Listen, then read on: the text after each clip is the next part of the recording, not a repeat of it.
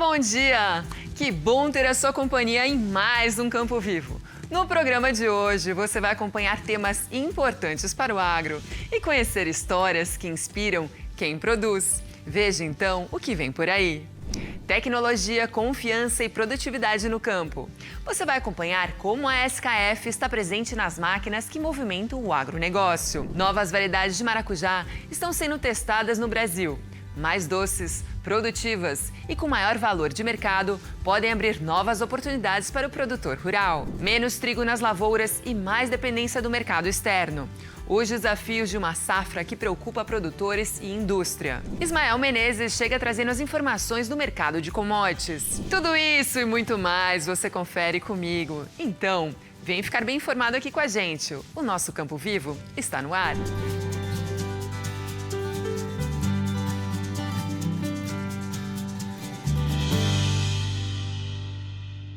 Você já ouviu falar da SKF? Referência mundial em soluções industriais, a empresa está também presente no agronegócio em equipamentos como tratores, colheitadeiras, plantadeiras e pulverizadores. A partir de hoje, o Campo Vivo exibe uma série especial sobre a atuação da SKF no campo. E na primeira reportagem, vamos mostrar como essa tecnologia ajuda a manter as máquinas em movimento e as operações mais confiáveis. Vem comigo! Ela está em movimentos que fazem parte da nossa rotina, mesmo quando a gente nem percebe. Do transporte à indústria, dos equipamentos domésticos às máquinas que trabalham no campo. A SKF desenvolve soluções para reduzir atrito e contribuir para o funcionamento dos sistemas mecânicos. A SKF é uma empresa que ela é conhecida mundialmente pela sua performance, pela sua qualidade e que está presente no dia a dia das pessoas, tá? Então todo lugar que envolve movimento e que nós precisamos reduzir o atrito, a SKF está presente hoje. No agronegócio, essa presença ganha escala. Os componentes fazem parte de equipamentos que precisam suportar longas jornadas e trabalhar justamente nos períodos mais importantes do calendário agrícola. Nós estamos presentes sim, dentro dos maquinários da indústria, do agronegócio como um todo. Tá? Aonde presente? Nos tratores, nas colheitadeiras, tá? Nas plantadeiras, nos pulverizadores. Então toda a cadeia ali de movimentação para o plantio ou para a colheita, nós estamos presentes hoje. Um dos exemplos é o rolamento cônico. Instalado em partes do trator, ele tem uma função que parece simples, mas é fundamental para o desempenho do equipamento. Permitir movimento com menor atrito. Esse é um rolamento que a gente chama de um rolamento cônico, tá? Ele vai ali na roda do trator, por exemplo, e no contexto geral, o objetivo é sempre o mesmo, é gerar ali um menor atrito e uma confiabilidade da máquina, da operação, quando você mais precisa dela. E é justamente nessa hora que a palavra confiabilidade ganha peso. Plantio e colheita têm janelas curtas, definidas pelo clima e pelas condições da lavoura. Uma parada não programada pode alterar todo o ritmo da operação. Então, confiabilidade é isso, é você poder ter a certeza que o seu equipamento vai estar funcionando na hora que você mais precisa dele. Tá? Imagina, hoje os agricultores, no geral, né, os fazendeiros já têm que lidar com diversas imprevisibilidades relacionadas ao clima, ao tempo, né? A flutuação do preço da commodity em si. Imagina se você também tem que ainda se preocupar com a máquina, com o equipamento, entendeu? Então, confiabilidade é isso. Para diminuir esse risco, a estratégia começa antes de a máquina parar.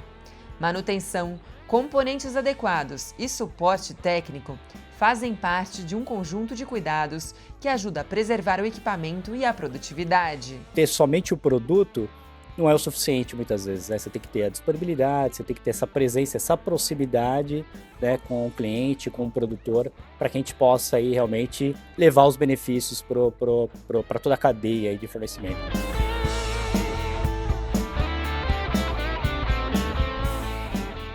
A tecnologia pode ficar escondida dentro das máquinas, mas o resultado aparece na rotina do produtor. E essa é só a primeira reportagem da nossa série sobre a atuação da SKF no agronegócio. Nos próximos VTs, você vai acompanhar tudo sobre tecnologia de diferentes regiões do nosso país, o trabalho de engenharia e também os cuidados contra produtos falsificados. Fiquem ligados com todas essas informações. Mais doce, menos ácido e com potencial para conquistar novos mercados. Eu estou falando do maracujá, que a gente conhece e pode ganhar novas versões no campo. Entre as apostas estão o maracujá roxo e o pérola do cerrado. Variedades que podem ampliar as opções de cultivo e que prometem mais produtividade, valor de mercado e novas possibilidades para o produtor rural. Confira a reportagem. A busca por culturas mais rentáveis e com maior valor de mercado tem levado Uberlândia a participar de um importante projeto de pesquisa. Na fazenda modelo da Ferub, novas variedades de maracujá estão sendo avaliadas para oferecer mais alternativas aos produtores rurais. O maracujá roxo, ele tem agora a coloração roxa por fora, um tamanho mais ou menos padrão de 200 gramas, não fica tão grande igual o amarelo, às vezes da maior. Então ele tem um apelo muito forte para exportação, tem uma demanda muito grande pela coloração e o melhoramento que está sendo feito está tirando bastante a acidez dele, vai ser um maracujá praticamente sem acidez. Então com esse apelo aí, está precisando de produtores aí para começar a produzir, para ter carga assim, suficiente para ter uma exportação. Desenvolvido a partir do cruzamento de variedades já existentes, ele apresenta menor acidez, pode ser consumido in natura e tem alto valor no mercado de exportação.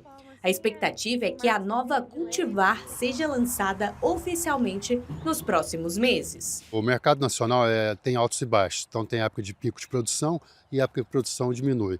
Então tem uma estabilidade de preço. Às vezes está muito bom, às vezes está ruim. Agora já esse aqui que é um caráter para exportação, não tem esse problema, não vai ter, porque mantém-se o preço, que é em dólar ou euro, então vai ter o ano todo um preço melhor. E quando ele agora está bem menos ácido, você pode comer ele puro, fazer um suco, fazer alguma coisa, menos açúcar, então é mais saudável. Além do maracujá roxo, a nova aposta também é o pérola do cerrado. Um maracujá doce, de casca mais fina, e o que chama a atenção não é só o valor agregado, mas também a polinização que é feita à noite pelos morcegos herbívoros. Outra questão é também a longevidade. O pomar pode produzir por até 7 anos. Esse é o maracujá pérola do cerrado, foi desenvolvido juntamente com a Embrapa e o Flora Brasil. É diferente do outro, que é o nativo doce, que você viu lá que tem a casca bem grossa. Esse tem a casca bem fina e uma polpa muito doce.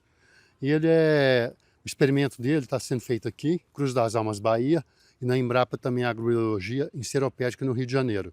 Então nos 3 estados está bem desenvolvido, Uberlândia e região, está tendo uma produtividade boa. E ele tem uma característica diferente. A polinização dele, ao invés de ser manual ou através da mamangava, que é aquela abelha que poliniza o maracujá roxo ou amarelo, ele é polinizado por morcegos e à noite. Mas não é morcego da raiva animal, não, gente. É um morcego herbívoro, então não tem problema nenhum. Os testes de campo acontecem em 3 regiões do país. Uberlândia, em Minas Gerais, Seropédica, no Rio de Janeiro e Cruz das Almas, na Bahia. A diversidade de climas permite avaliar o desempenho das cultivares em diferentes condições antes que elas cheguem aos produtores. Os testes ainda vão indicar como cada variedade se comporta em diferentes condições de clima e solo.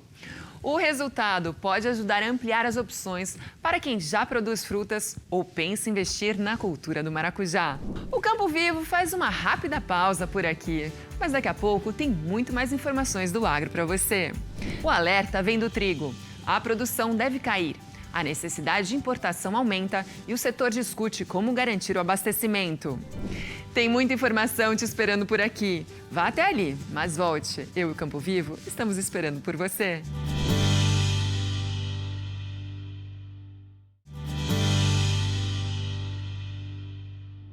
Estamos de volta! Que bom ter a sua companhia em mais uma edição do Campo Vivo.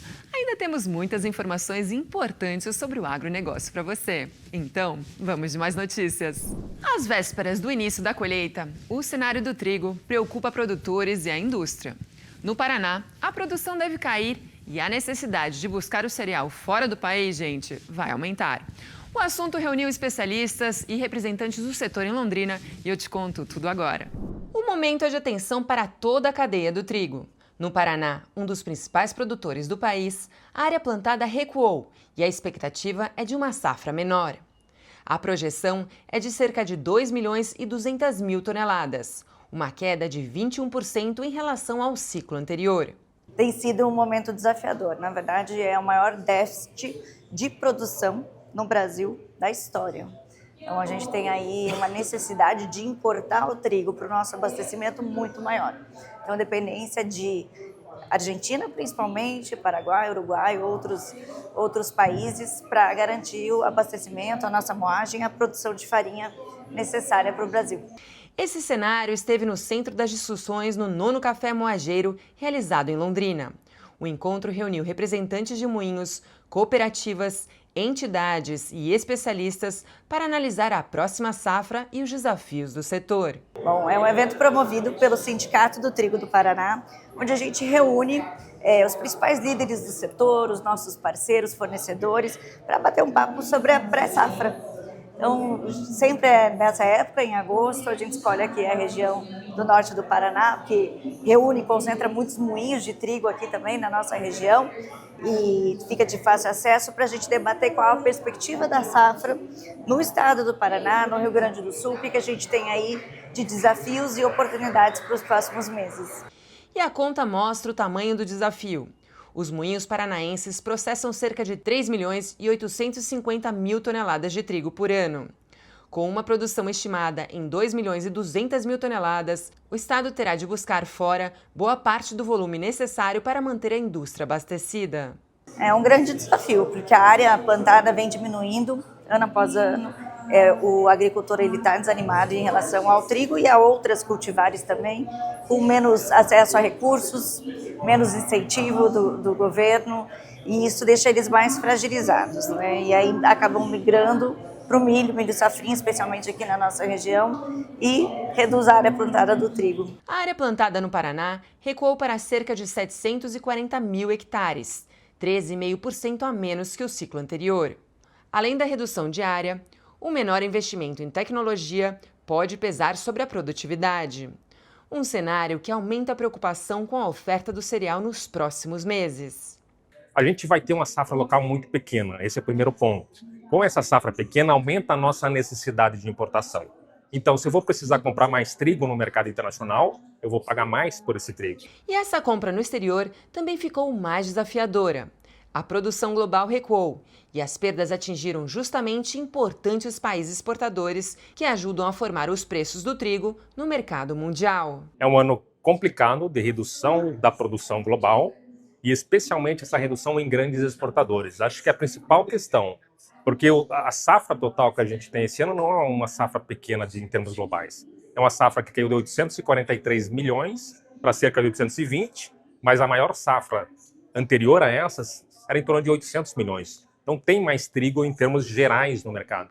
O grande problema é que as reduções foram em grandes exportadores. E são esses grandes exportadores que, em última instância, determinam o que é o preço no mercado mundial. Com menos oferta entre os principais fornecedores, os preços internacionais mudaram de patamar.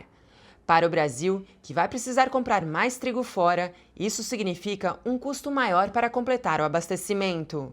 A gente tem uma situação de preços internacionais recuperando, mudou o patamar dos preços internacionais, então essa é uma leitura de que o custo do trigo de fora vai ser maior e, além disso, a gente vai ter a maior necessidade de compra de trigo da história do Brasil, com quase 9 milhões de toneladas, que é o que a gente precisa comprar no mercado interno.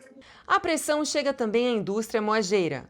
Os moinhos precisam lidar com um grão mais caro e, ao mesmo tempo, com a dificuldade de repassar esse aumento na mesma proporção para a farinha.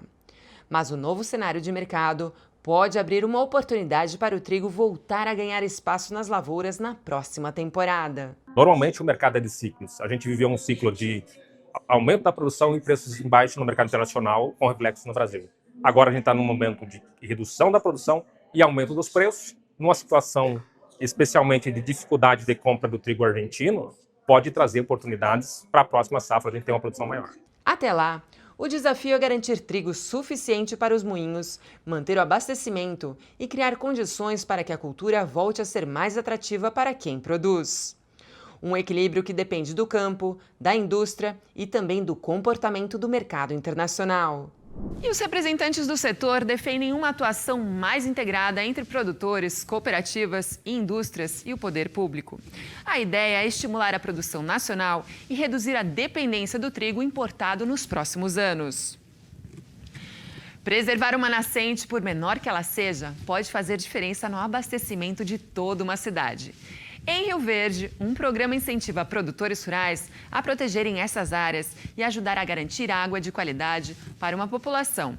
Um exemplo que mostra como o cuidado no campo também chega à torneira de quem vive na cidade. Onofre Arantes e Wilker Duarte mostram toda essa história.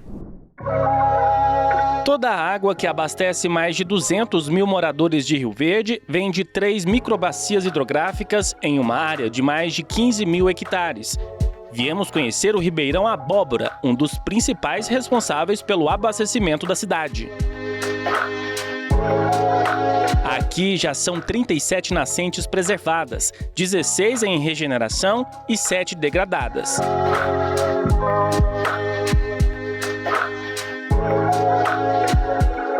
Essa é uma das 109 nascentes catalogadas aqui em Rio Verde, porque a água que abastece a cidade não nasce lá na estação de tratamento ou captação. Aqui é a formação do Ribeirão Abóbora, que abastece praticamente 70% da cidade e indústrias. Preservar nascentes é muito importante para manter esse recurso chegando na casa da população todos os dias. E uma força-tarefa para cuidar das nascentes é fundamental para manter a qualidade da água. Um dos aliados dessa conservação é o Programa Produtor de Água, que há 15 anos incentiva produtores rurais a adotarem práticas sustentáveis que reduzem a erosão, aumentam a infiltração da água no solo e recuperam as áreas destruídas pela ação do homem. Ele recebe uma remuneração simbólica para ele preservar as nascentes. Então, com isso, nós conseguimos que chegue nessa época do ano, gente, ainda ter uma vazão de água melhor, para não faltar no abastecimento. Além da vazão, nós também nos preocupamos com a qualidade da água. Todo esse cuidado no campo percorre quilômetros, passando por estações de captação, tratamento e distribuição, bombas e caixa d'água, encanamentos que a gente não vê. E é por aí que a água pronta para o consumo chega nas casas. A dona Creuza lembra o tanto que na infância era difícil fazer atividades simples do dia a dia. Tinha que tirar da cisterna para tomar banho, lavar vasilha. Quando não achava a cisterna, tinha que ir pro rio, lavar roupa e trazer água para fazer comida todinho. Rio Verde é destaque no agronegócio, sendo a segunda maior produtora de grãos do Brasil, movimentando mais de $1 bilhão na economia. Além disso, é também a 4ª cidade no Brasil que mais exporta óleo de soja. Essa cooperativa processa em média 89 mil toneladas de óleo refinado por ano e produz cerca de 350 mil toneladas de rações. Esse processo de industrialização e comercialização de produtos agrícolas em 20 cidades de Goiás também existe um trabalho importante de gestão ambiental.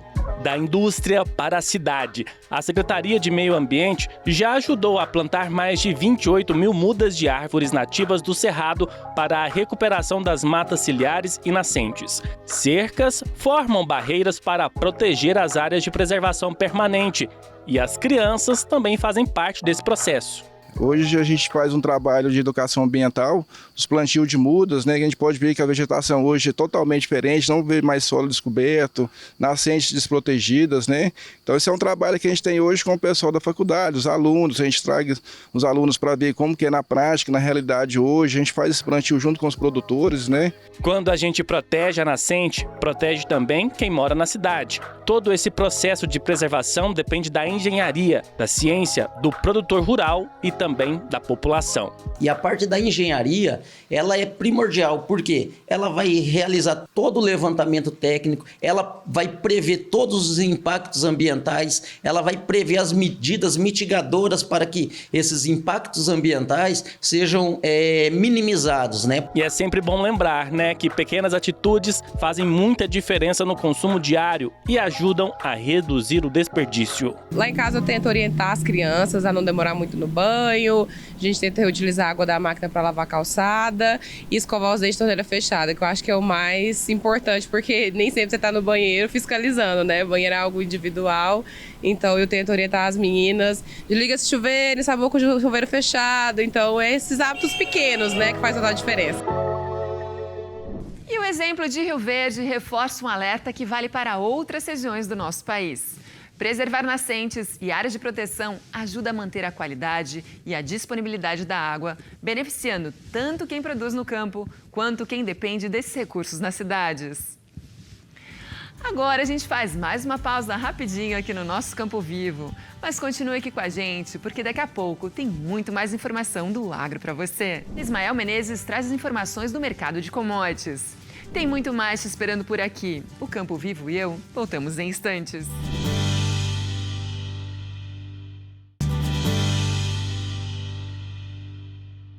O Campo Vivo está de volta. Que bom ter a sua companhia. E tem muito mais informações do agro para você por aqui. Então, vamos lá. Agora é a hora de você ficar em dia com o mercado.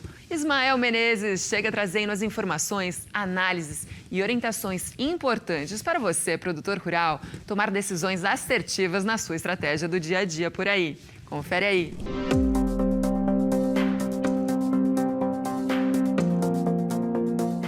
Olá, aqui é Ismael Menezes da MD Commodities. Seja bem-vindo a mais um Em Dia com o Mercado. O Em Dia com o Mercado hoje foca na alta do câmbio que nós tivemos nos últimos dias e nas oportunidades que esse câmbio traz na comercialização da safra 26-27. Observe que nós tivemos um forte movimento de alta nos últimos dias. O câmbio que vinha oscilando a casa de 5,05 a 5,10 apresentou um salto atingindo na máxima 5,24 nos últimos dias. Níveis muito parecidos com o que nós tivemos no final de junho deste ano, ou seja, 2 meses atrás.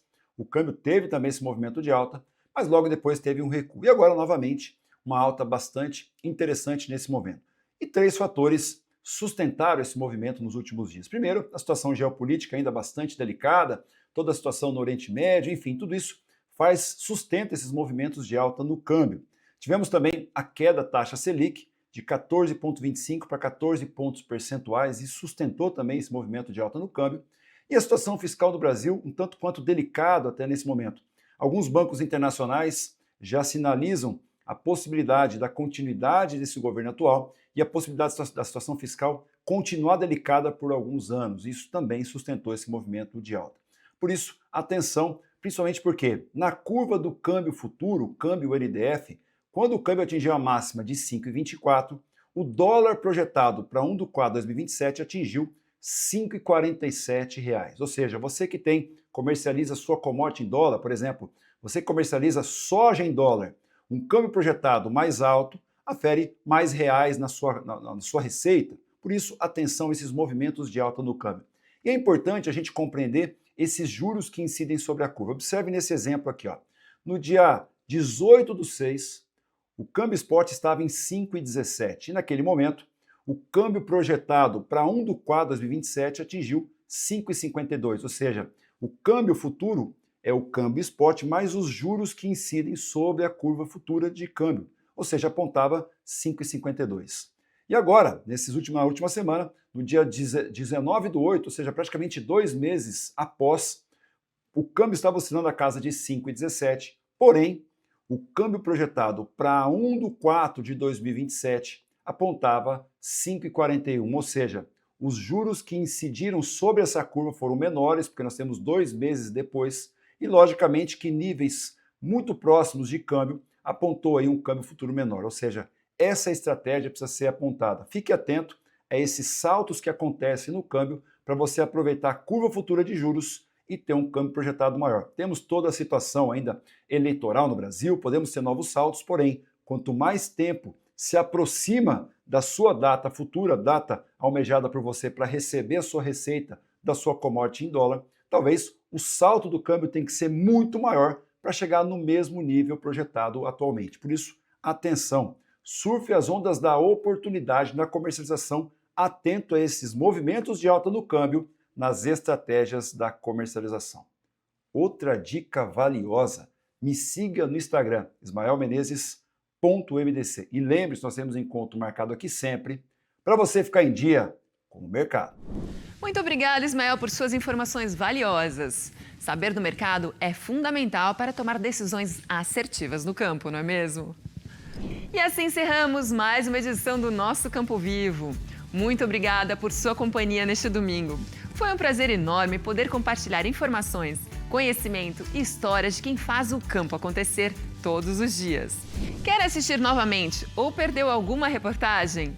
Aponte a câmera do seu celular para o QR Code que aparece na sua tela e você confere a edição completa desse programa por lá. E lembre-se, o nosso Campo Vivo também tem espaço para a sua história. Envie sugestões de pauta, comentários, informações pelo nosso WhatsApp 43 99993 1360. Eu sou Luli Barbeiro e espero você no próximo domingo às 7h30 da manhã com mais uma edição inédita do Campo Vivo. Que a sua semana seja ótima, abençoada e muito produtiva. Até lá! Tchau!